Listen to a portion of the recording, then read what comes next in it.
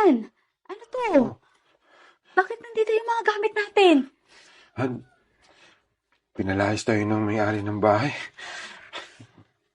2 months na kasi tayo hindi nakapagbayad. Naku, Han, paano to? Sakto yung sasahurin ko, pambayad natin sa utang sa bangko. So, paano na lang yung pangaral ng anak natin? Saan na lang tayo titira nito? Ah, Han, ang sakit na ng ulo ko eh. Ganito na lang. Gagawa ko ng paraan para makabayad tayo ng bahay. Ah, Pupunta na lang siguro ako sa kaibigan ko. Titignan ko, magbabakasakala ako, baka meron siya. Pero pangako, itong bahay, makakabayad tayo. Lahat ng gusto mo, ibibigay ko. Pati sa mga anak natin, ha? Han, aasahan kita. Sige na, mag-ingat ka ha.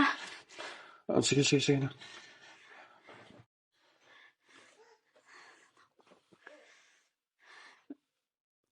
Oh, paring JM, napaano ka?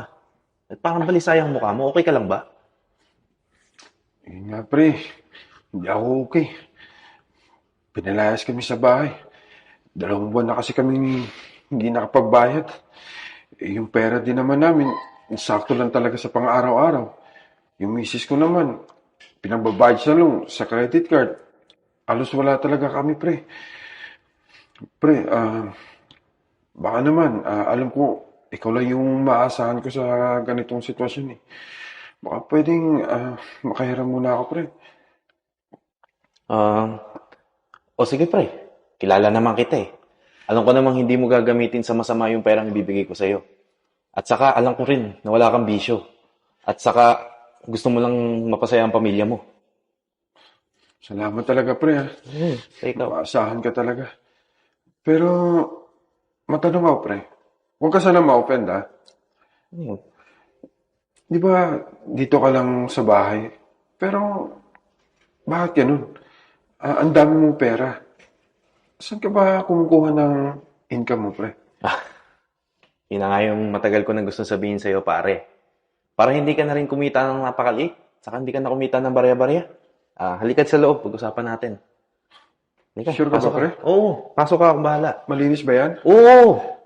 Halika. Ganito kasi yan, pare. Si JD, May pera na naman ako. Oh, Han, ano to? Saan galing ang mga ganito? Han, hindi lang yan. Ito pa. Han, ang dami naman nito. Saan galing to? Bigla namang nagkaganito ng karaming pera. Han, ganito kasi, na-promote ako sa trabaho. Tsaka, nagkaroon ako ng bonus kasi na-reach namin yung target namin. Kaya, ayan, nagkaroon ako ng pera. May pambayad na tayo sa mga utang natin, mahal. Ano, Han? Naguguluhan ako. Ba't racket? Ano yun? Promote? Ano ba talaga? Ayun nga, na-promote ako. Tsaka, huwag ka naman madaming tanong. Mas maganda pa, tawagin mo na yung mga bata. Aalis tayo. Mahal naman eh. Kinakabahan ako sa ginagawa mo. Okay sana kung nanalo ka sa loto. Pero hindi ka naman tumataya. Han, alam mo naman na rumarakit ako, di ba? Han, nangako ko sa inyo, di ba?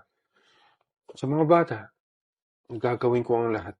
Para lang maibigay ko yung gusto nyo. Yung ganito, parang yung buhay, makakain tayo sa mamahaling resto. Gusto ko yung ganun. Kaya ito, tinutupad ko yung pangako ko. Sige, mahal. Pipilitin kong maniwala sa'yo kahit nagdududa pa rin ako. Sige naman, tawagin mo na yung bata. Alis na tayo. Kaya dinali ka. Tayo na, halika dito. Tawagin na natin si kuya mo ha. Alis tayo ni daddy. Tayo na at mag-bis na tayo. Tayo na. Sige, kuha ka ng isa.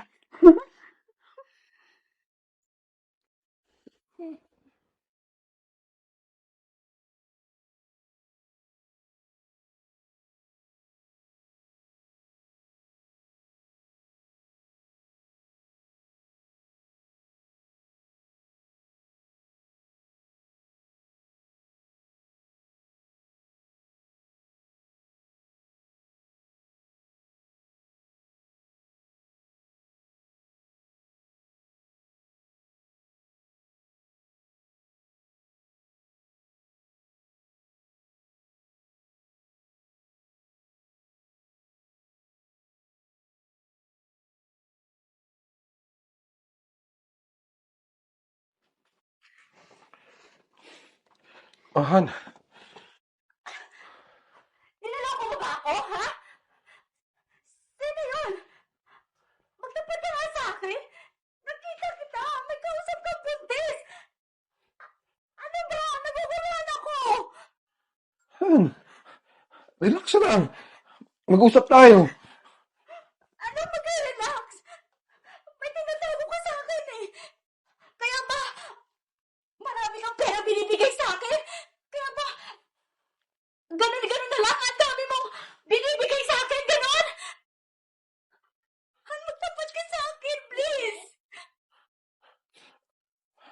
Han, sorry. Naglihim ako. Ganito kasi yun, mahal. Ah, may racket ako. Nagiging baby maker ako. Nakipagtalik ako sa iba't ibang babae. Pag nabutis ko sila, bibigyan nila ako ng malaking halaga.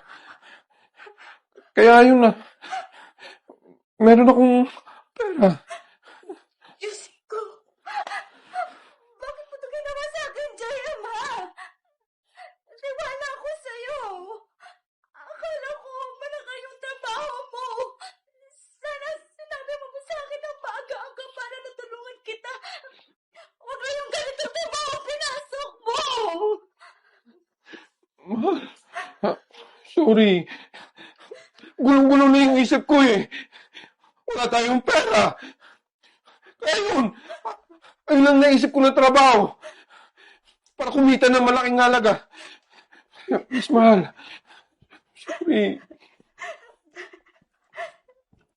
Pwede ba? Umalis ka na muna. Mahal. Hindi ko na alam kung ano sasabihin